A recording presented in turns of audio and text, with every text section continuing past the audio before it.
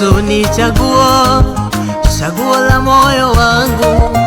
Yesu ni chaguo, chaguo la moyo wangu.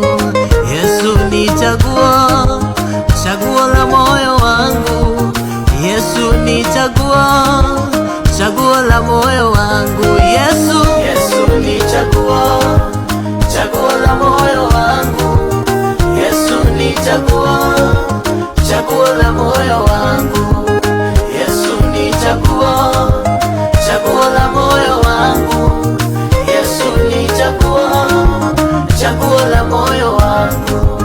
Hata waseme hapana, hata waseme ndio, Yesu ni chaguo, chaguo la moyo wangu.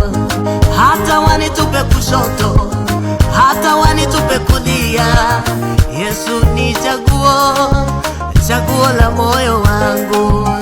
Hata waseme hapana, hata waseme ndio, Yesu ni chaguo, chaguo la moyo wangu. Hata wanitupe kushoto, hata wanitupe kulia, Yesu ni chaguo, chaguo la moyo wangu. Yesu ni chaguo, chaguo la moyo wangu. Yesu ni chaguo, chaguo la moyo wangu. Yesu ni chaguo, chaguo la moyo wangu. Yesu ni chaguo, chaguo la moyo wangu.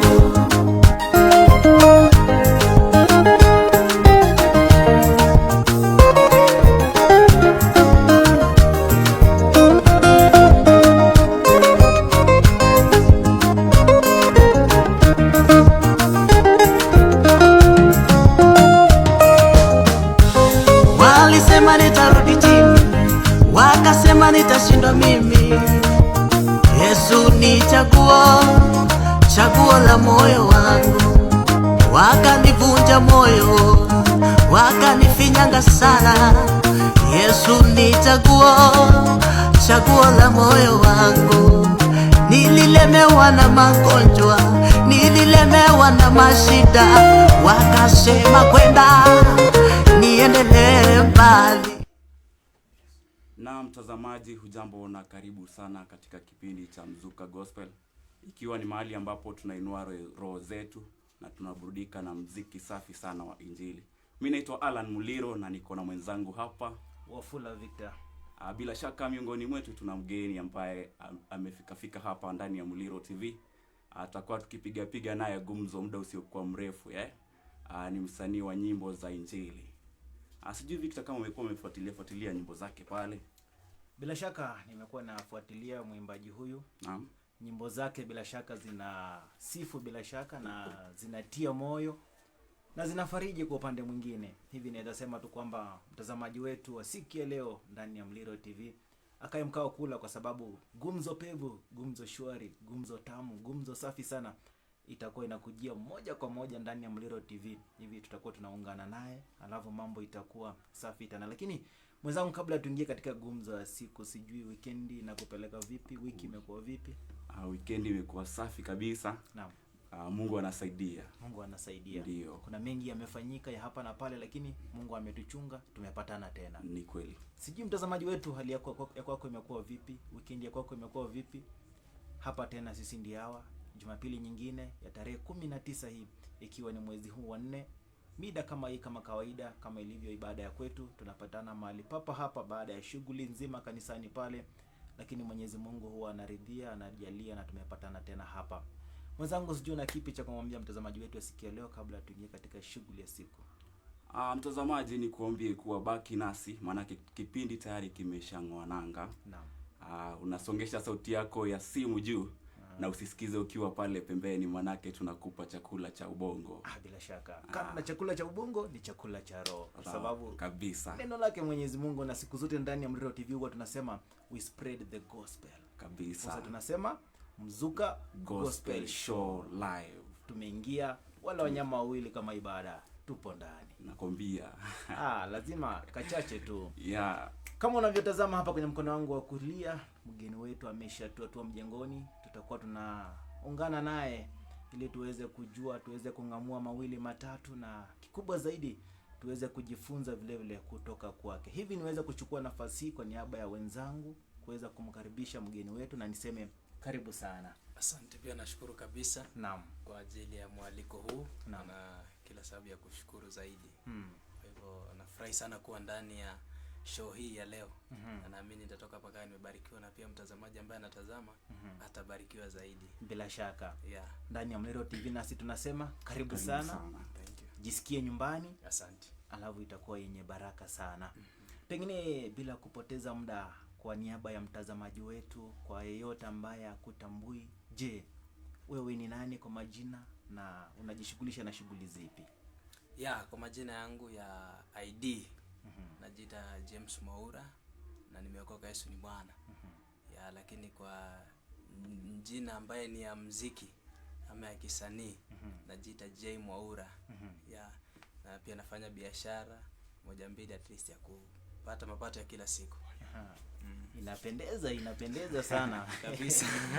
Umeona kwamba anasema kano na yeye kuwa msanii wa nyimbo za Injili, kuna shughuli zingine vile vile anazifanya kabisa. Bila shaka inapendeza sana, kwa sababu utapata wengine wanasema kwamba mimi bwana naimba tu, lakini kidogo kuimba ileti sijui nini, lakini umeona kando na uimbaji amesema kwamba anajishughulisha na shughuli za wanabiashara. Huyu ndiye anajulikana, ama amesema kwamba anajulikana kama J Mwaura, ama ukipenda James Mwaura, msanii wa nyimbo za Injili. Karibu sana tena mtumishi wa Mungu. Asante. Karibu sana ndani ya Muliro TV. Pengine mwenzangu na kipi cha kumwambia mgeni? Karibu sana Muliro TV. Ukiwa ni mwimbaji wa kipekee sana, tunafurahia. Asante. Wewe kufika hapa katika runinga hii ya Muliro. Najua itakuwa ni kipindi chenye baraka sana. Manake Mungu amekuwezesha na Mungu ametumia sauti yako. Kwa kweli tumekuwa tukisikiza nyimbo zako. Ndio maana tumekuja hapa leo. Pia na mtazamaji ambaye anatufuatilia pale Facebook aweze kukujua zaidi na akaweze kuburudika na muziki wako safi sana wa Injili. Kabisa. Hivi ningependa kukuuliza swali moja, mtumishi wa Mungu. Unafikiri kama Mungu angekuandikia ujumbe, angekuandikia ujumbe gani? Ile swali linafurahisha na linapendeza zaidi. Maana ni uzuri umeniuliza ya Mungu. Hujaniuliza ya mwanadamu. Ni kweli. Kwa hivyo nafurahia sana baada umeniuliza swali la Mungu, maana mimi nafanya kwa Mungu. Ni kweli. Maana gospel tunafanyia God. Ni kweli kabisa. So mimi naamini kama Mungu leo angenitumia ujumbe, angenitumia ujumbe wa keep it up. Yaani niendelee zaidi. Uendelee zaidi. Niendelee zaidi. Wow. Mimi ndio naamini hiyo ndio ujumbe ambao Mungu angeweza kunitumia. Inapendeza sana. Inapendeza zaidi. Sikutarajia kwamba mgeni wetu angeweza kutuambia hivyo, lakini anatupa changamoto mimi na wewe ndugu yangu, na vile vile mtazamaji wetu, kwamba Mwenyezi Mungu angemwambia keep it up. Hilo swali bado ninajiuliza mimi. Sijui Mwenyezi Mungu angeniambia nini, lakini sijui nichukue ya mwenzangu, ya mgeni wetu ama vipi, lakini iko sawa sana. Ni changamoto kwako wewe mtazamaji ambaye unatufuatilia. Amesema Mungu akimwandikia ujumbe atamwambia keep it up. Sijui wewe unajishughulisha na nini, na Mungu akikuandikia ujumbe atakuandikia ujumbe gani? Yatafakari hayo na usikae mbali na Mungu. Kuna mtu unajua pale anasema hata mimi sioni kama ataandika.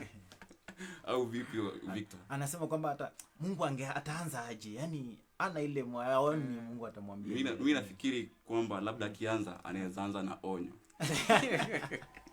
Kwa upande wako.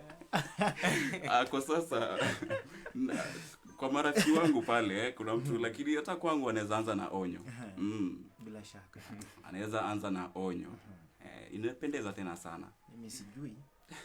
Wacha niachie hapo, kwa sababu sijui ataanza na nini. Sijui ataanza na onyo ama ataanza na kitu kuniambia kwamba Viki fanya hivi na hivi. Sijui. Mwenyezi Mungu ndiye anayejua. Na pengine mwenzangu tu nikuulize swali, kwa sababu mara nyingi huwa tunaona haswa vijana wanasema kwamba katika nyimbo hizi za Injili pengine kipato ama nini iko chini. Pengine kwa nini tu huyu J Mwaura mwenyewe akaamua ni nyimbo za Injili na si zile nyimbo zingine ambazo tunasema secular? Mbona tu nyimbo za Injili? Kulingana na mimi, kwanza kuimba kwangu ni ushuhuda. Na najua pale Mungu amenitoa. Sisemi pia wale wasanii wengine ambao wanaimba secular Mungu hajawasaidia. maana pia vipawa vinatoka kwa Mungu bila shaka. lakini kulingana na mimi penye nimepitia yale magumu, mabonde, milima nikapitia mpaka penye nimefika, so nikiimba naona ni kama ni ushuhuda. So ninaamini Mungu alikuwa na kusudi ya mimi kuimba hizo nyimbo Bila shaka. Yeah. Kwa mfano unasema kwamba huenda ni wito ni Mwenyezi Mungu aliamua kutumikia. Sema wacha nimtumikie huyu kijana kufanya hii. Kwa sababu mara nyingi huwa tunaona kuna wale vijana ambao wanasema mimi leo hii nimejitolea, nitamwimbia Mwenyezi Mungu. Kabisa. Lakini baada ya siku 2-3 wanasema ni kama mambo imekuwa ngumu. Lakini tunaona mgeni wetu asikia leo anasema kwamba kama ni wito, kwa sababu Fauka ya yote 9:10 anasema kwamba yeye aliamua ni nyimbo za Injili.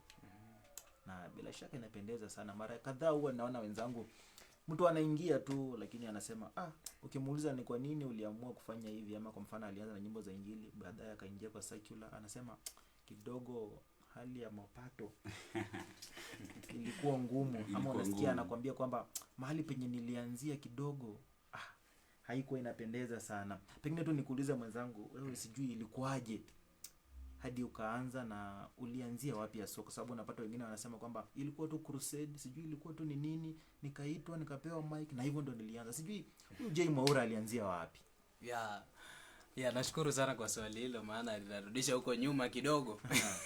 Wakati niko na historia kidogo. Wakati nilikuwa Sunday school, nilikuwa kwa Sunday school, lakini nilikuwa napenda kanisa ya watu wakubwa.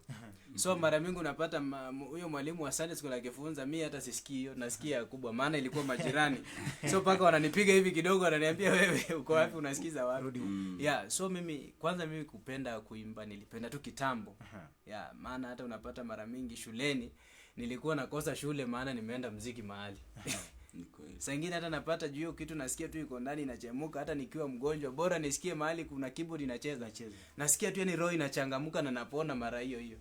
So kuimba nilianza tu kitambo, pole pole tu hivyo, na paka penye nimefika penye Mungu amenisaidia sasa. Inapendeza sana. Asante. Ndugu yangu, wewe Sunday school hata ulikuwa una attend kweli? Hapo ni wazazi wanajua siku. Unasema zile kumbukumbu hazipo kabisa. Hazipo. Lakini umesema kwamba ulikuwa ukisikia kinanda kicheza pahali, unasikia wacha niende. Kabisa. Wakati mwingine unakosa shule kwa sababu ya huduma. Ndio. Unafikiri labda wazazi wako walikuwa wanachukulia haje hali hiyo? Mimi kwanza labda kujidisha nyuma kidogo. Naam. Ni sijakaa na wazazi sana. Naam. So nimekaa tu na mama. Mama yangu ndo nimekaa na yeye ndo nilijipata niko na yeye. So ni mzazi ndo nimekuwa na yeye, lakini tujakuwa na ile sana. Okay. So mara mingi nilikuwa nakaa na marafiki, nilikuwa nakaa na watu wengine tu wa nje. Nilikuwa nakutana hao ndo wanakuwa mandugu zangu, hao ndo wanakuwa kama watu wangu wa karibu. So unapata saa nyingine shule ikikosa kubali, muziki inakubali. Okay. Saa nyingine shule ikikubali unaamua usimamishe muziki inakubali. Hivi niulize, umeandika wimbo Mungu ni chaguo, Yes. Chaguo la moyo wako. Je, kuna wimbo ambao labda uliandika katika hali ngumu na ungependa leo mtazamaji aijue? Kuna wakati nilikuwa mahali kwa huduma fulani, sitaitaja. Nilikuwa kwa huduma mahali na mambo ilikuwa iniendee kama jinsi nilivyotarajia.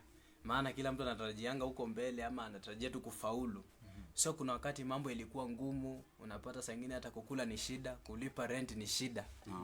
So kwa wimbo fulani nilikuwa hivi kwenye ibada siku moja, na andaa ibada ya Jumapili asubuhi, maana nilikuwa naamkia kanisani mapema.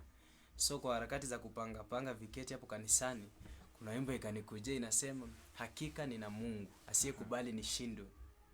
So hiyo wimbo nikiwa naisikiza wewe inanitia moyo sana. Ilikuwa ni wimbo ambao umeuimba wewe mwenyewe au kuna mtu ambaye ameuimba? Ni wimbo yangu mwenyewe, maana sijafanya cover sana, sipendi hata cover, napenda kufanya tu yangu wenyewe. So hiyo ilikuwa yangu. Mimi mwenyewe nimeitunga na Roho Mtakatifu amenisaidia pia kwa ajili ya kujaza neema yake. So huu wimbo unaitwa? Ninaitwa Hakika Nina Mungu. Hakika Una Mungu. Huo ndio wimbo ambao ulimba wakati uko katika hali ngumu kabisa. Wakati nilikuwa kwenye hali mambo iendi. Alafu ukafikaje? Yaani sasa walimwengu wanasema haikuwa na wakati huo power haikuwa. Nilikuwa nimeishiwa power, lakini Mungu akafanya mambo ikaenda jinsi alivyotarajia. Vizuri sana. So kupitia kwa hiyo wimbo wewe inanitia moyo sana. Na pia naamini sio mimi peke yangu, kuna mtu hata inamtia moyo mahali. Na tukafika vipi hadi ukaamua kuandika? Ukafikiria aje hadi ukaamua kuandika Mungu ni chaguo tena? Maana nilikuja nikaona kuna wakati mwingine unaweza tegemea mwanadamu na mwanadamu akakuweka chini. Okay. Ama utarajie mwanadamu amekuahidi kitu na kuja kufail, si unaona utamchukua mbaya. Ni kweli. Sasa utaona ni kama huyo alikuwa anafurahia shida yangu. Naam. Lakini sasa nikakuja nikajirudisha nyuma, nikajiita mkutano mimi mwenyewe peke yangu.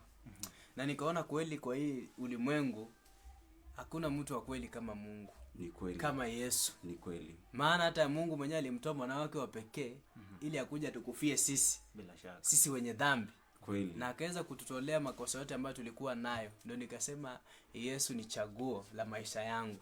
Vizuri sana. Umekuwa ni wimbo ambao una ujumbe mzuri sana. Bila shaka. Kwanza unaona inasema kwamba Yesu ni chaguo. Chaguo. Wewe chaguo lako ni nani? Swali la kishu la kizushi hizo. Inatupendeza sana, napendeza sana. Lakini pengine mwenzangu umesema kwamba mara nyingi ikuwa pale kanisani unaimba, unaona kweli Mwenyezi Mungu anakutumikia. Mara nyingi huwa naona kwamba pale kanisani tunasema makundi, kando na pale kanisani vile vile katika maeneo mbalimbali kuna makundi ambapo unapata waimbaji fulani wanatengeneza kundi lao, wanajiita kundi hili. Wewe binafsi sijui kufikia saa hii uko kwa kundi ama vipi? Na ikiwa hauko kwa kundi, pengine ungetamani kuingia kwenye kundi ama unaona tu kufanya independent ama one man army iko sawa? Nashukuru sana kwa ajili ya swali hilo, maana pia ni watu wengi wamekuwa wananiuliza na watu wengi wamekuwa na tamanio ya mimi kukopa pamoja na wao. Lakini si kwamba tisipendi kikundi, lakini nafikiria ni kama muda bado hujafika. Hujafika. Na mimi mwenyewe siko tayari. Unajua kuna muda na kuna wewe. Ni kweli. Muda hujafika na pia mimi mwenyewe ni kama sijafika hapo. Ni kweli. So naamini tu wakati ukifika utaingia. Bila shaka inapendeza sana. Kiwa mtazamaji uko pale ungesema kwamba J Mwaura kwa nini? Mbona nisimtafute nifanye hivi? Amesema kwamba muda bado, lakini unaweza mtafuta tu. Nyuma ya pazia mambo yanaweza fanyika, alafu mwisho wa siku mambo yakakuwa safi sana. Lakini mara nyingi watu tunaona kwamba watu wanasema kwamba tunapokuwa kwenye kundi kidogo unapata ile tunasema crusade, sama unapata kuna occasion mahali na kuwa rahisi. Ile yani kupatana na alafu kufanya ile shughuli hapa na pale. Sijui unasema kufanya one man army na kufanya kwa kundi. Yaani inakaa at least mimi kulingana mimi napenda sana mimi, yani kukua mimi. Kukua mimi ndio napenda. Ati kukua J Mwaura ni hivyo. Iko sawa. So ukipata tu J Mwaura umepata kila kitu. Hivi niulize swali moja mwenzetu J Mwaura. Umesema kwamba bado mambo na kundi haujaamua vizuri. Sijaamua ni gani nitaingia ama nitaanzisha. Hivi unachakatia ibada ya jukwaa na ibada ya kanisani. Wewe unahisi utukufu zaidi ukiwa wapi? Mimi kulingana na mimi, naamini utukufu uko kote. Utukufu uko kote. Uko kote. Maana zote tunaenda, kama inaweza kuwa labda hiyo ya jukwaani, si inaweza kuwa ni kwa crusade. Alafu nyingine labda ni kanisani. Mimi naamini kote Mungu ako hapo. Yupo. Bila shaka hata mimi huwa naamini kwamba huwa wanasema kuna sehemu fulani kwenye kitabu kitakatifu wanasema wakutanapo watu wawili watatu. Palipo na wawili watatu Mungu ako hapo. Mungu yuko hapo. Kwa hivyo ukipoa jukwani Mungu yuko. Alafu unajua ni kwa neno lake. Si kwa maneno yetu. Once tumekutana pale kama ni crusade hiyo tuna sifu jina la Bwana. Na naamini hapo Mungu ako already. Ni kweli. Intention ni kwa sababu ya kueneza neno la Mungu. Kabisa. So Mungu ako huku na ako huku. Hawa ni ako kila mahali. Umejibu vizuri kabisa. Manake tunaambiwa Mungu anapatikana kila mahali. Kila mahali.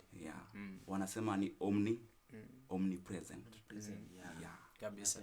Vizuri sana. Hapa ndani ya Muliro TV. Ako ndani. Tunaona palipo wawili watatu. Mwenyezi Mungu yuko hapa. Mahali hapa. Tunafurahi sana. Inapendeza sana. Na pengine mwenzangu tukikuuliza tu kwamba unajua huwa wanasema unapongangana unafanya hiki, unafanya kile, unafanya hivi. Na mwanzo kabisa ulianza kwa kusema kwamba kando na shughuli hizi ama uimbaji wa nyimbo za Injili, leo unajishughulisha na mambo ya kibiashara. Sijui pengine wewe huwa unajigawa vipi, huwa unapata muda wako vipi kufanya huduma na wakati wengine vile vile kufanya biashara yako, ili kuona kwamba shughuli zinaendana, kwa sababu mara nyingi huwa nasikia wanasema kwamba you cannot do two things at once. Sijui wewe huwa unajipanga vipi? Kulingana na mimi, kwanza nashukuru kwa swali hilo pia. Mimi kwanza kuna siku za kufanya kazi. Na unapata mara mingi ndio unapata watu wengine wana fail kwa sababu ameweka mawazo yake mahali pamoja. Unapata mtu ametegemea muziki na ilihali hiyo muziki inataka pesa. Ni kweli. Kama nimekuwa mahali nilikuwa nafanya recording. Na hiyo recording inataka pesa. Ni kweli. So lazima uende ufanye kazi ndio ukuje ufanye recording. Maana Mungu anasema atabariki kazi ya mikono yetu. Bila shaka. So kupitia kwa hiyo kazi ambayo unaifanya kwa mikono, ndiye anakubariki, ndio unapata pesa, ndio unakuja unafanya haya mambo mengine. Ni kweli. So mimi nafanya mabiashara ya hapa na pale, at least pia inaleta kitu kwa mkono, jamii inakula, na pia tunafanya muziki pia na jina la Bwana linainuliwa. Amen. Kabla tujaendelea, umesema Mungu anabariki kazi ya mikono yetu. Kabisa. Kuna baadhi ya watu ambao ni wa huduma, lakini unapata wamegemea tu pande ya huduma peke yake, hawana kazi ya kufanya. Sijui kama ushaiona watu kama hao, lakini unapata, so how tutawaambiaje kwanza? Mungu akikuja kubariki kazi ya mikono yao anakosa. Hata mimi nimejipata kwa wakati kama huo. Naam. Kuna wakati nilikuwa nategemea pande moja. Naam. Na nikapata mambo iendi. So mimi nasemanga ni mtu kufunguka. Wakati unafunguka ndio unakuja unagundua kumbe pia ministry inataka pesa. Inataka pesa. Pia hii kitu inataka pesa. Ni kweli. Maana kila kitu kiko kwa hii kiko na process.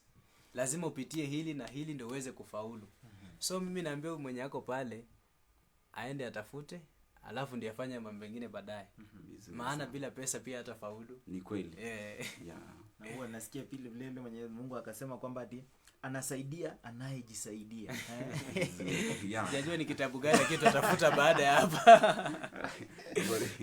Bila shaka Mwenyezi Mungu alisema kwenye kitabu kitakatifu kuna sehemu, lakini tutakuwa tuna labda kule. I think imani bila matendo ni kazi bure. Kazi bure. Kuna wale ambao kusaidia anayejisaidia. Imani bila matendo. So lazima weke imani pia uende matendo. Lazima matendo yakuwe mazuri kabisa, na imani vile vile. Ama kuna pia amesema ukitegemea binadamu umelaniwa. Amtegemea mwanadamu. Ategemea mwanadamu amelaniwa. Kabisa. Kwa hivyo tunafaa kujitafutia sisi. Kando na kufanya huduma, yafaa pia tutafute kipato. Bila shaka. Kazi ya mikono yetu, manake Mungu ametuagiza. Atabariki kazi ya mikono yetu. Kabisa. Hivi J Mwaura anatuambia Mungu asije kuangalia unafanya huduma na Mungu akuje kupata una kazi ya mikono, atabariki. Lazima toka utafute. Toka utafute. Ni changamoto kwa vijana wenzetu vile vile. Mimi naomba tu Mwaura ameleta changamoto leo sana. Anasema kwamba toka utafute. Maana unapata wakati kwa sababu mtu hataki kutafuta, anakuwa mzigo kwa huduma. Unaanza kulaumu Mungu na Mungu hawezi shukisha. Utangoja siku mzima Mungu atashukisha. Utaenda utaitwa ombaomba, wewe utaitwa mtu wa madeni, wewe utaitwa mtu wa nguo moja. So na hivyo chukua jukumu, enda tafuta kazi upate, na utaona mambo itanyoroka. Hii mambo haiko kwa Biblia. Hii ni ya kufungua tu akili na wewe kusonga. Ni kweli. Maana kubwa zaidi mtangulize Mwenyezi Mungu na mambo itakuwa sawa. Maana mtu mmoja alisema akili kichwani, Yesu moyoni, pesa mfukoni. Barikiwa. Shamaliza. Ni changamoto sana mtazamaji, kwamba lazima ungangane vile vile, lakini lazima ujitume ili kuona kwamba mwisho wa siku angalau unapata kitu. Inapendeza sana. Hapo ambapo umesema kwamba kujituma. Ndio mara nyingi wao wanasema kwamba naweza jituma kwa hiki. Na unapata mwisho wa siku kile ambacho nilijituma kwayo, imeendelea sana, alafu kile ambacho nilikuwa nakifanya hiki kingine kidogo kimefifia. Hivi sasa swali langu ni lipi? Katika shughuli hizi ambazo unazifanya, kidogo unafanya hiki, unafanya huku, kuna baadhi ya changamoto ambazo mtu upitia. Sijui wewe binafsi asua kwenye nyimbo, kwa uimbaji, waje tuseme kwa uimbaji, changamoto ni zipi? Ya, kulingana mimi changamoto ni mingi tu na tutaweza kutaja zote, lakini kuna baadhi ambayo tutazitaja. Ya, changamoto zipo. Unapata kama unaweza kuwa unataka labda mtu akushike mkono ili pia wewe ukaonekane. Maana kupitia kwa mtu ndio wewe pia utajulikana. So unaweza pata huyo mtu ambao umedepend kwa yeye, kumbe hata yakuwazi hauko kwa listi yake. Ni kweli. Wewe unajitia tu moyo, unasema huyu jamaa atanitia moyo. So ndio unapata baadhi ya changamoto, maana unapata watu wengi wameweka mawazo yao kwa mtu. Na unapata huyo mtu anakufail. So unakufa moyo. Ni kweli. Alafu unapata sometime mtu labda una pesa na hata ukienda studio wanataka kuuliza uko na nini. Ni kweli. Lazima uoneshe yenyewe uko na nini. So unapata mimi kama kuna story moja, kuna siku nilikuwa nataka, kuna jamaa pia naye Mungu amemuinua anaimba pia nyimbo. So wakati mmoja tukakutana kanisani, akakuja kanisani kwetu akahudumu. Na baada ya hapo akasimama akasema, "Huyu ndugu mimi nilikuwa nataka nimshike mkono." Na nilikuwa nataka yani hiyo Monday ndio tunaanza tuingie studio. Sasa mimi nikaona ni Bwana ametumana. Nikushukuru tu Mungu. Ni maombi ya shukrani tu peke yake. So tukaenda nikaongea na producer wangu. Nikamwambia kuna Mungu amenena na hajatumana, amekuja mwenyewe. So nikaambie kuna jamaa anakuja amesema atafanya hii na hii na hii. So jamaa kaniambia mchana itakuwa ngumu, acha tuifanye usiku. Na wakati huo sina pesa. Na mimi sina kazi. Ni ile tu yenye naweza pigia yako rafiki yangu mwambie bana nisaidie kwa 100 leo nipateko hata ya kukula. Sina chochote. So nikaongea na producer akasema haina shida. So mimi najua mimi juu nimelalia huyu jamaa nimemwekea kila kitu, najua mambo ni sawa. Maana pia alikuwa mtu mkubwa kidogo, pia nilijua sasa hapa nimefaulu. So akasema usiku. So tukaingia mwendo wa saa 2 pale studio. Producer tukamguzia kidogo akaanza kuandaa vitu. I think tukarecord song yote ikaisha. So ikafika mahali ya mshahara. Nikauliza producer sasa ananijua mimi. Akaniuliza ni namna gani? Mimi naye nikajua mimi najua nimekuja na sonko, nikamwambia inakuaje? Sasa wapendwa, changamoto ilikuweko. Tuambie kile kilichotokea bila shaka. Kilichotokea wapendwa, tulitoka kwa studio saa 7 ya usiku. Na tulitembea miguu mpaka nyumbani. Yule ambaye alikuwa ameagiza kushika mkono. Yule ambaye alikuwa nishike mkono, wapendwa, hata sijui ilikuwaje. Kwani ilikuwa nilisikia tu nimejazwa na hasira. Na nikamwambia kuliko mambo mengi, nikamwambia ndugu barikiwe sana. Wacha mambo tashughulikia. Na ili sina mbele wala nyuma. Hivyo unafikiri wewe ulitarajia kushika mkono kwa njia gani? Kwa sababu wakati huo sikuwa na chochote, mimi nilikuwa nimejua. Kitu ya kwanza studio ni pesa. Nilikuwa najua ndiye atasimamia hiyo bili yote. Kama tumeelewana ni 5,000 kurekodi song ama ni 10,000, yeye ndiye atasimamia. Of which sasa mimi nilikuwa nimejua hapo Mungu amenitumanishia, maana ni yeye mwenyewe aliniambia ndakushika mkono. So nilijua ndo baadhi ya kushikwa mkono. So vile nitarajia kumbe si hivyo. Naona hisi kuwa yeye alitarajia nini? Kwa upande wake. Manake alikuagiza, si alisema mbele ya kanisa. Kabisa. Nataka kumshika mkono. Sasa mimi nilitarajia, mimi nilitarajia hata labda basi kama ingeshindikana, angeniambia mimi natoa hii, wewe utatoa ile. Of which sasa hiyo haikukuweko. Yeye aliniacha kwa mataa na akaenda, tumesha record song, producer ananingoja. So mimi ikabidi niambie huyu mwenye amenileta Mwilifadi shike mkono, nikamwambia enda tu tutaona. Lakini yale ndani ile ndani nimejaa na kinyongo. So nikabaki hapo na producer na muomba tu msamaha, namwambia hata mimi sikutarajia itakuwa hivi. Lakini naomba tu nipe muda nijikaze penye naweza. Mwishowe of which hata hiyo song sikutoa. Niliambia producer vuta hiyo song. Na tayari ashafanya kazi. So nilikuwa changamoto ambayo ilikuwa. So nashukuru pia producer, maana alikuwa rafiki yangu na alinielewa. Kweli mna changamoto nyinyi waimbaji. Changamoto zipo. Lakini si waimbaji pekee, katika shughuli nyingi. Changamoto zipo. Changamoto haziwezi zikakosa. Kabisa. No, mimi nasemanga pia kupitia kwa hiyo changamoto pia inakufanya na inakuonesha pia penye uko. Ile level pia umefika. So the more changamoto inakuja, na pia na hiyo kushinda pia inakuja. So wakati unaona mambo inakuwa ngumu, ndio pia kufaulu na inakuja. Ni kweli. Pengine tukisalia kwenye swala hili la changamoto, kwa sababu unajua mtazamaji wetu ama vile kuna ule msanii naye anakumbana na changamoto hii haswa ya kukosa fedha za kurekodi nyimbo na shughuli zingine. Pengine wewe binafsi ni njia gani ambayo kwa sasa ama ni siri gani uligundua kuona kwamba nikitumia hii mbinu bila shaka kuna changamoto fulani haswa kwenye uimbaji nitaweza kuepuka? Ni njia gani haswa unatumia? Ya mimi ile njia ambayo natumia ndio niweze kufaulu kwa hii changamoto. Kitu ya kwanza nimesema tu, wewe akili kichwani, Yesu moyoni na pesa mfukoni. Pesa mfukoni. Yeah, wakati unapokuwa na akili inakusaidia. Maana najua kama leo sijafaulu, kesho naweza nikafaulu.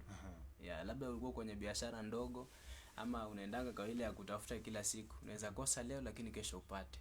So mimi naamini kupitia kesho. Naamini yani venye leo nimefaulu, naamini kuna kesho. So wewe ni kujitia moyo na mambo inakuwa sawa. Mtazamaji amepata hiyo. Kila kitu ni kujitia moyo, alafu uamuke upambane. Kabisa. Itajipa tu, itaingia. Siku zote huwa nasema hakuna kukata tamaa. Na vile mara ya kwanza tulipoanza kipindi chetu, niliona mgeni wetu alisema kwamba Mwenyezi Mungu akimwandikia tu kitu atamwambia keep it up. Lakini Mwenyezi Mungu hawezi kuambia keep it up ambapo mwenyewe hautibidi. Itakuwa ni vigumu sana. Hivi mtazamaji wetu, ikiwa changamoto itakuja kwa njia gani, kwa vyovyote vile usikate tamaa.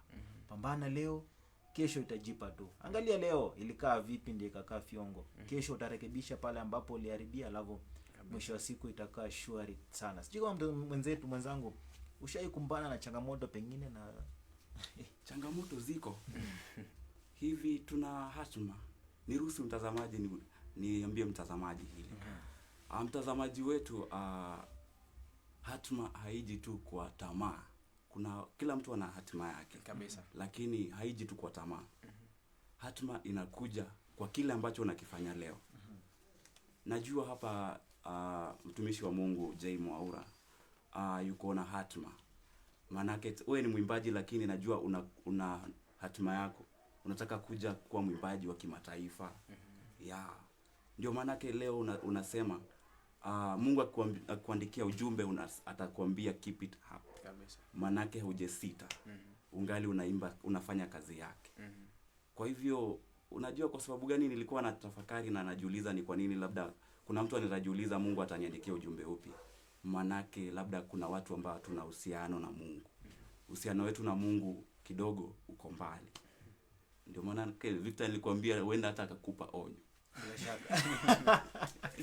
Anaweza kukupa onyo. Manake mambo ambayo unayafanya haujemhusisha na si hautembei katika amri 10 za Mungu. Hivyo utapewa onyo. Sijui unasemaje. Mtazamaji popote ulipo, tunasema zidi kufuatilia runinga ya Muliro. Na zidi kutuma rafiki zako pale. Kumbuka tutakuwa tunaenda mapumzikoni kidogo, tukirejea baadaye tutakuwa tunapata live performance yake J Mwaura. Kwa hivyo usiende mbali, baki nasi hadi tamati, itakuwa ya baraka tena sana. Yesu ni chaguo la moyo wangu. Yesu ni chaguo la moyo wangu. Hapa kuna Mungu, hapa kuna neema, hapa kuna kibali. Yesu ni chaguo langu. Yesu ni chaguo langu, chaguo la moyo wangu. Ya huduma, Yesu ni chaguo. Hapa nimefika, chaguo la moyo wangu. Ya neema, Yesu ni chaguo. Mama yangu wewe, chaguo la moyo wangu. Baba, Yesu ni chaguo. Chaguo la moyo wangu. Chaguo. Yesu ni chaguo. Chaguo langu wewe, chaguo la moyo wangu. Yesu ni chaguo la moyo wangu. Mimi Mwaura, Yesu ni chaguo. Hapa nilipo, hii neema, Yesu ni chaguo.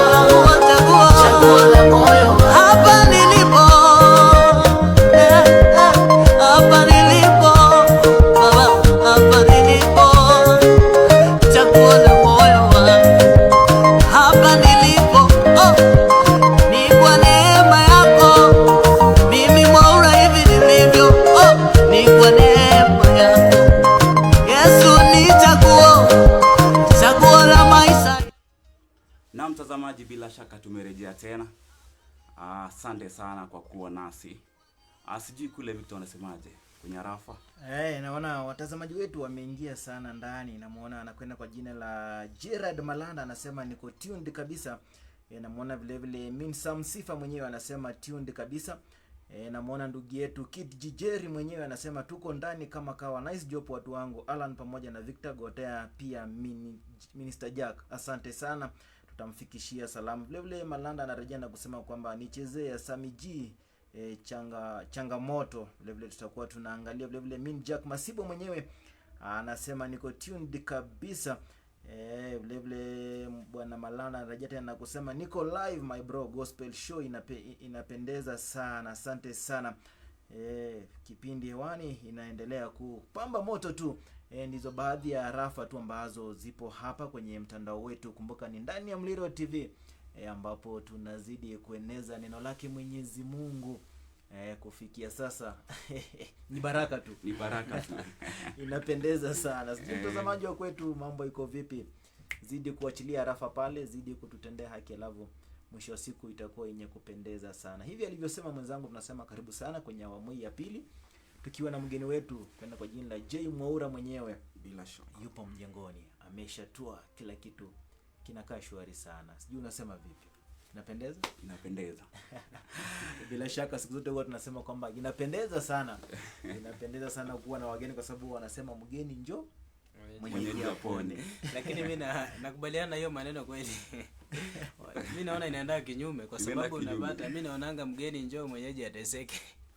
Labda kama hujajipanga. Wakati mwingine unapata huna kitu na mgeni amefika, so inabidi ukope mgeni afurahie. Lakini naamini yetu ni mgeni njoo mwenyeji apone. Labda walikuwa wanasemaje? Wanasema Waswahili wanasema mkono mtupu hauna.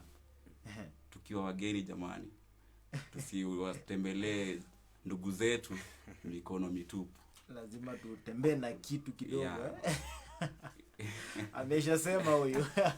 Sijui unasema vipi mtazamaji, lakini nasema karibu sana kwenye awamu ya pili, tukiendelea na mgeni wetu kwenda kwa jina la J Mwaura mwenyewe, mwimbaji wa nyimbo za Injili. Pengine mgeni wetu katika awamu ya pili, kwa sababu mara nyingi huwa tumeona kwenye mitandao ya kijamii kitamba sana. Ukiangalia pale kwenye Facebook, YouTube, TikTok, mambo yani kila kuchao, ukiachia kitu kidogo tu unaangalia zile comment ziko, like ziko. Pengine wewe ni kipi ama siri ni nini ambayo unafanya kwamba inaonekana kwamba kidogo mambo yako yanasonga sana sio kwenye mitandao? Siri ni nini bwana? Mimi nasema tu siri ni Yesu. Kama vile Guardian Angel alimba, alisema siri ni Yesu, siri ni Baba, siri ni sijui kama ni Guardian Angel, lakini lakini siri ni Yesu. Na pia wakati mwingine unajua ukitoa kitu kizuri pia zenyewe inapendeza. Yenyewe tu watu wanafurahia. So venye unatoa kitu smart pia watu wanaifurahia. Inapendeza sana kabisa. Pengine nikikuuliza hii swali kidogo inakaa yenye utata, lakini natumai utaweza kunijibu. Mara nyingi wao wanasema kwamba aswa mwimbaji wa nyimbo za Injili, kwa upande mwingine yeye ni pastor. Sijui kwa wewe binafsi umewahi shika kipaza sauti ukahubiri kando na kuimba tu, ukasema tu siku hii ya leo, Jumapili ya leo J Mwaura anatuhubiria hivyo? Shaifikia hiyo kiwango? Kwa kweli mimi pia naweza hubiri. Sauti ninayo pia kuhubiri, na sio pia kujigamba. Naweza piga gospel. Napiga neno. Neno napiga pia naye. Ukinipa nakubali. Na pengine kuna mtu angejiuliza aseme kwamba kidogo kuimba uko sawa, kuhubiri vile vile umesema uko sawa, uko tayari kufungua kanisa? Si kwa sasa. Mambo bado. Ati unasema mambo ni polepole kabisa. Nasemanga vijana ama Gen Z tunasema kila kitu na wakati wake. Ndio kusikiza ground. Lazima usikize ground. Ndugu yangu, unaweza fungua kanisa kwa sasa? Kile kitu hakiko ndani mwangu.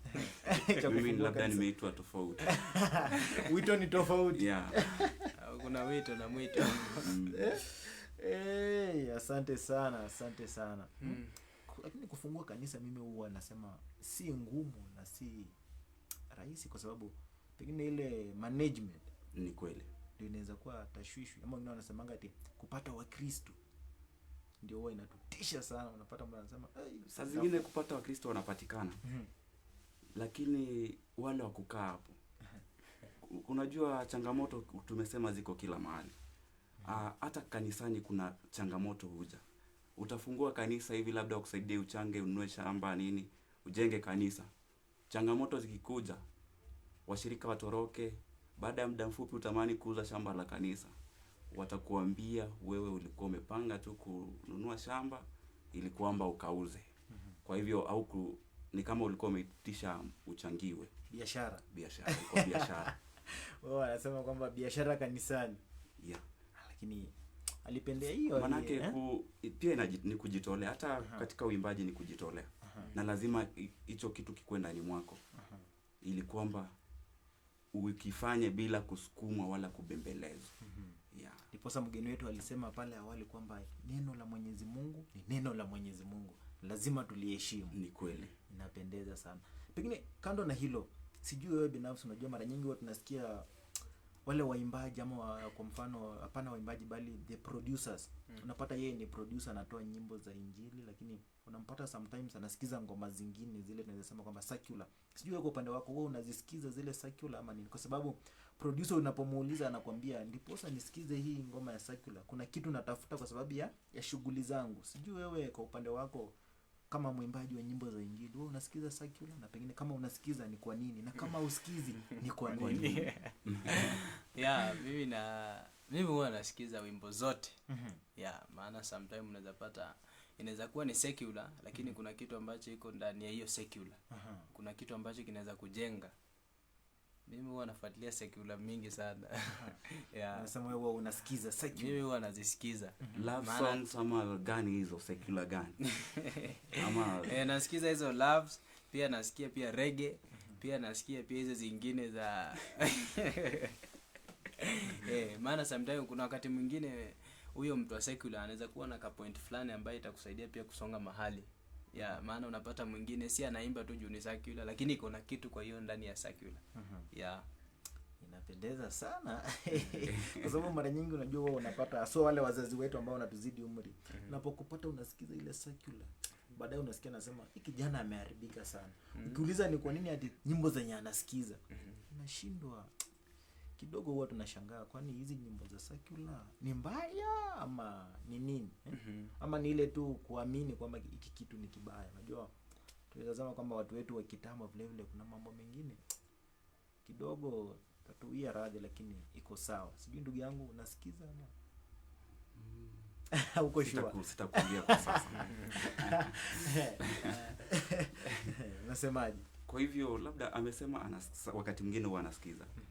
Je, ushaifikiria kuimba secular music? Sijawahi fikiria na sijawahi waza. Naam. Na sijawahi kuwa na hiyo lengo. Okay.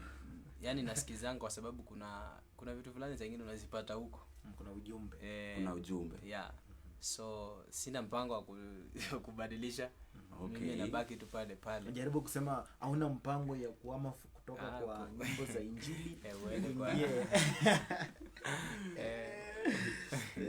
Na hivi kuna watu ambao watambui maisha. Je, labda ungekuwa na kitu ambacho watu wangependa kujua katika maisha ya waimbaji wa nyimbo za injili? Labda kuna kitu labda watu wajui na ungependa kuambia. Kwa kupitia nyimbo za injili. Yeah. Mimi ningependa kuambia kwamba nyimbo za injili zinafariji na zinatia moyo. Usiende kwa hivi vitu mingi. Secular si mbaya.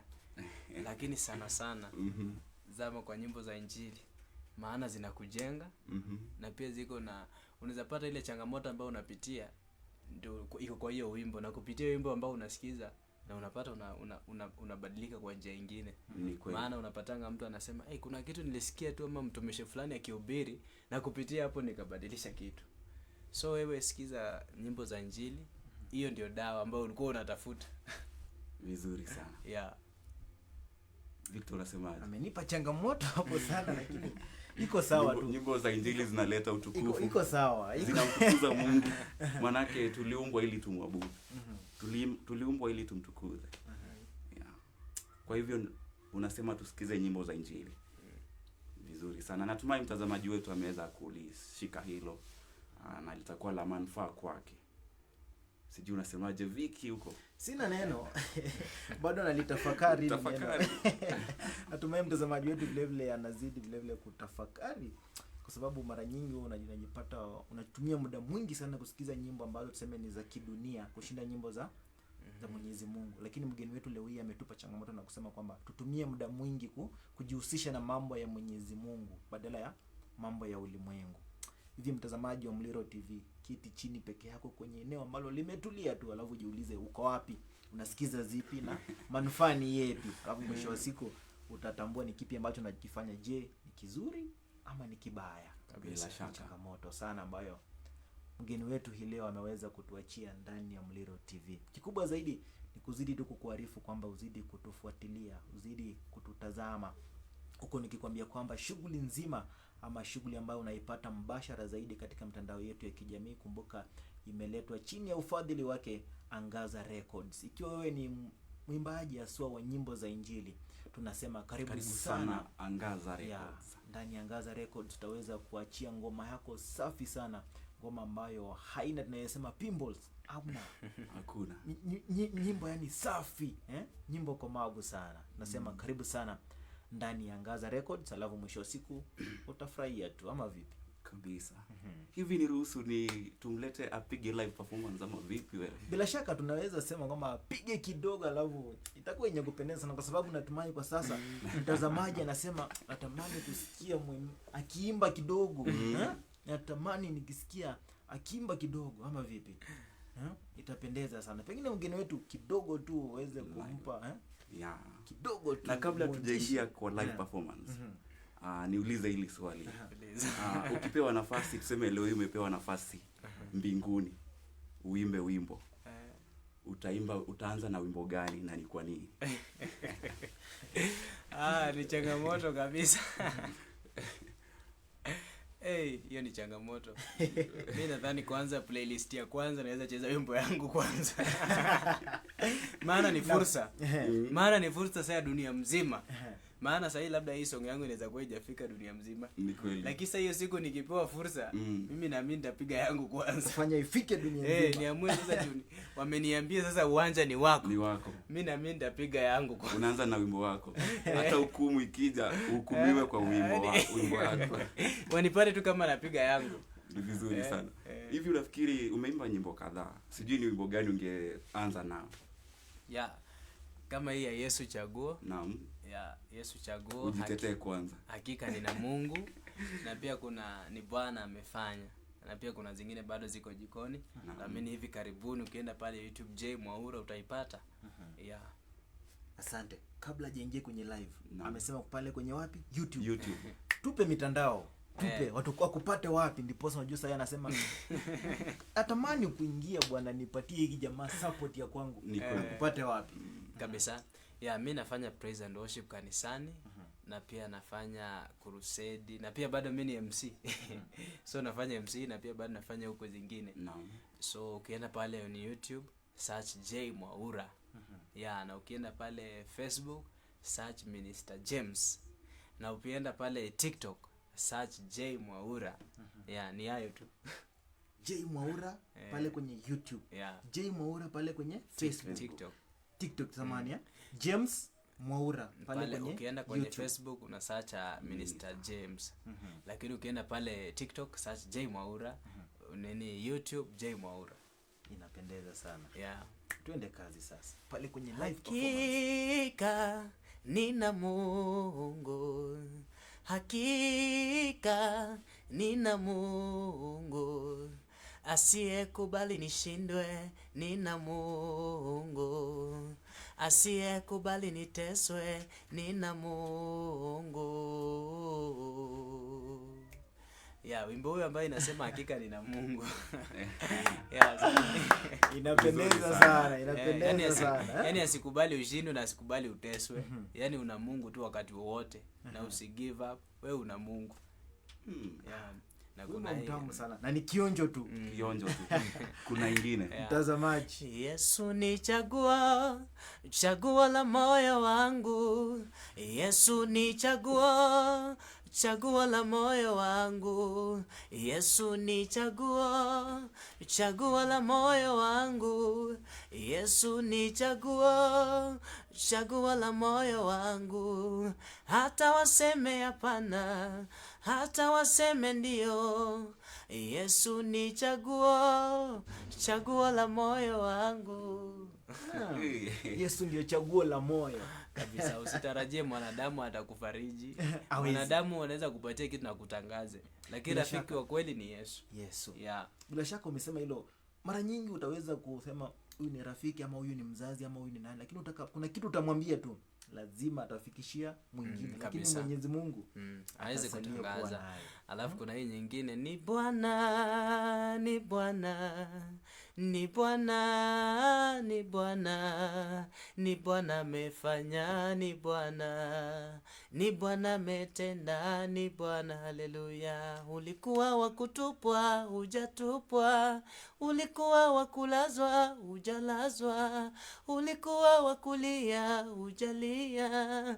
Huyu Mungu wangu anatenda, huyo Mungu wangu anafanya. Ni Bwana, ni Bwana, ni Bwana, ni Bwana, ni Bwana amefanya, ni Bwana, ni Bwana ametenda, ni Bwana. Haleluya. Amina, amina. Bila shaka ni Bwana amefanya na ni Bwana ametenda. Hata mimi kupiga kwa TV siku ya leo, ni Bwana Ni Bwana. amefanya. Bwana amefanya. Na una sauti wewe Sauti safi. ya kipekee, Sauti Tunajikaza, nyororo. tunaema ya Bwana inatosha. sauti yenye utukufu. Bila shaka. Amina. Nishabarikiwa. Na Amen. sijasikiza Nimebarikiwa. wengine. Mtazamaji, tupe Usipite tena pale mitandao. YouTube. Wacha tupe tena mitandao. Yeah, YouTube. yeah, so ukienda on YouTube search J Mwaura. J Mwaura. Yeah, na naamini utaona hii sura hapo. Na usubscribe, na pia una share na una like, pia una comment, unasema umebarikiwa ukiwa wapi. Yeah. Maana pia inanitia moyo zaidi. Wakati napoona shaka. comment yako unasema nimewatch nikiwa Nairobi, nikiwa Mombasa, na pia unaniita hata huko natembea, wapendwa. Pia mimi naye nivunjie kwa madhabahu ya kwetu, nifikie kwa Mombasa, nifikie hata Nairobi. Kwa wa kwanza. Baye. Jameni, mkiona ka opportunity pia msinisahau. Hivyo ndio baadhi ya kunishika mkono. Yeah, so ukienda pale TikTok search J Mwaura.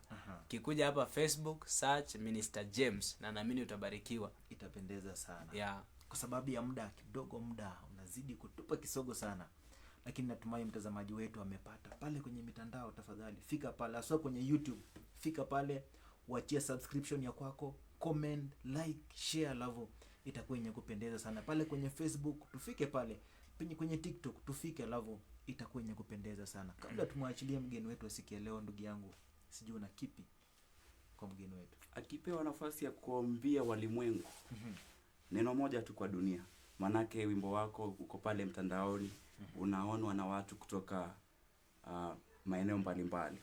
Sijui ni neno gani moja ungependa kuambia? Yeah, kile ambacho ningependa kumwambia mpendwa ambaye ananitazama kwamba usichoke na usikate tamaa. Zidi kupambana. Kama Mungu amekuwezesha kufika leo, pia amini utafika kesho. Ushauri kwa vijana ambao Wapende wanaanza Mungu. huduma? Mimi napenda wafanye kazi Naam. na pia wajitume zaidi. Maana hata kama utaimba bado unatakana ukule. Maana hatutakula hii muziki. Bila shaka. Yeah, na usikubali kutumika vibaya. Ni hayo tu. Asante sana. Napendeza sana. Usikubali kutumika vibaya. Alafu kikini alisema vipi? Tupambane. Usiluze hope. Jikaze tu. Ni vibaya leo, kesho itakuwa nzuri. Muaminie Mungu, alafu itakuwa safi sana. Hivi niseme sana asante sana. Asante. Kwa muda wako. Na niseme karibu sana tena ndani ya Mliro TV. Asante. Inapendeza sana. Nimebarikiwa mimi binafsi, natumai ndugu yangu vile vile umebarikiwa. Baraka tele hapa. Hivi tunasema asante sana. Asante pia, mimi nashukuru zaidi. Watazamaji pia kwa kutenga muda wenu kutufuatilia. Mungu awabariki sana. Asante sana. Ya, na pia ukituhitaji tu comment tu pale, tutakuja nyuma ya hema, tutakutana. Asante sana. Asante. Mtazamaji wa Mliro TV, siku zote huwa wanasema kilicho na mwanzo lazima kiwe na mwisho. Mwenyezi Mungu ameridhia, ametuongoza tangu mwanzo. Tumefikia tamati kwenye kipindi chetu cha Mzuka Gospel. Hivi tunafunganya, lakini fauka ya yote 9:10 nimekuwekwa mimi Wafula Victor. nami Alan Muliro, jina lisilokuwa na mfano. Bila shaka usipojiandaa kushinda, unajiandaa kushindwa. Bila shaka na sote huwa tunasema inshallah. Bye bye. Freedom Records.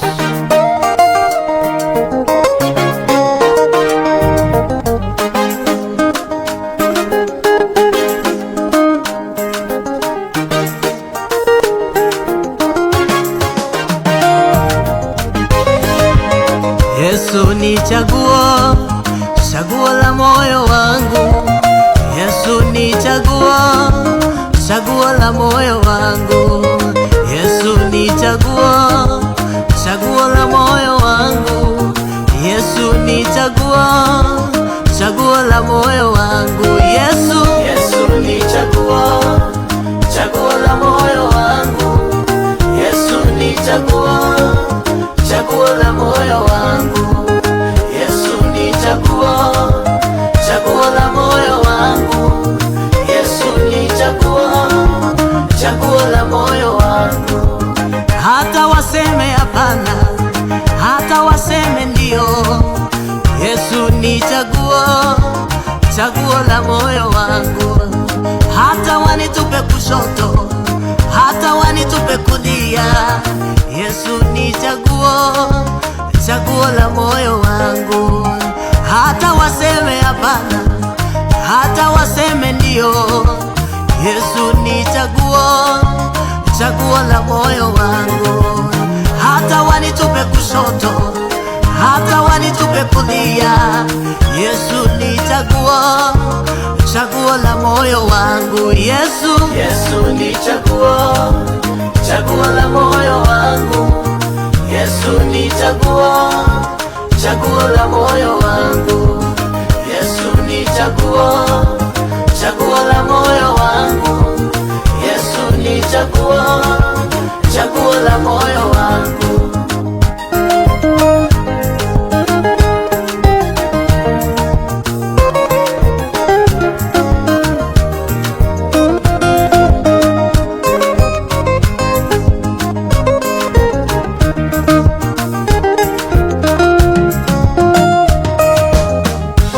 Walisema nitarudi chini, wakasema nitashindwa mimi.